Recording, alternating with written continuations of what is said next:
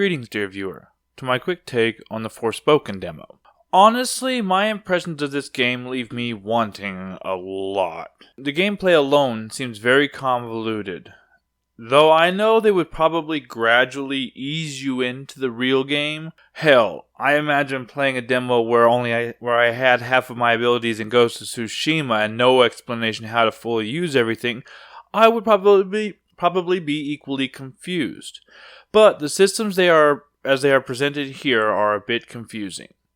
Now, I only played a little over 30 minutes, but I have played enough games to know what a game is going to feel like pretty early on.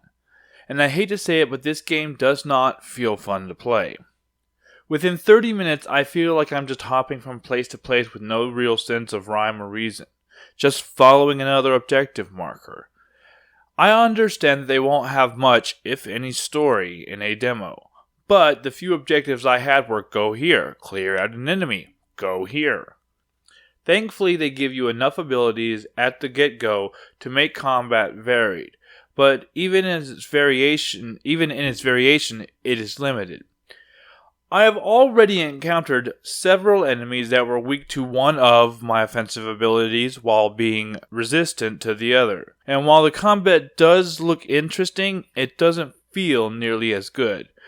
The game just feels bland to play. It feels rather like a mashup of other games, and it doesn't feel like it does it nearly as well. This game feels like Infamous gone open world. I know that there are people out there who will be able to take this character and make him do a wide variety of things that will blow people's minds. But I am not that person. I have seen people pull incredible stunts in Devil May Cry 5. But I'm not good at that button-pressing, weapon-swapping, combo-creating combat. That has never been my thing because I lack the skill. One of the abilities they start you out with makes the game feel like a third-person shooter, and the other makes it feel like a hack-and-slasher. Or, to put it another way, you have either a rock-launching ability, or the ability to punch with or use a weapon made of fire. Now, I know there will be other abilities to unlock, but what we have isn't very interesting, and isn't much different than what we have seen before. The traversal system is a bit of a snooze fest. Maybe they didn't explain enough, but I wasn't able to go up walls very high. Only specific spots allowed for upwards traversal, and it doesn't feel like they saw this through in any real meaningful way. I once fell off, and before I had a chance to respawn and get back onto the bridge, I fell. Instead of being able to just scale back up the wall quickly, I had to go all the way around to get back up. So, instead, I accidentally died and got respawned back on top of the bridge. Anyway, now the most jarring and annoying thing is the dialogue. The back and forth between the protagonist and the bracelet is subpar at best, and at worst, in the 38 minutes that I played the game, it became grating near the end. This isn't a good thing when I'm already wanting them to shut up.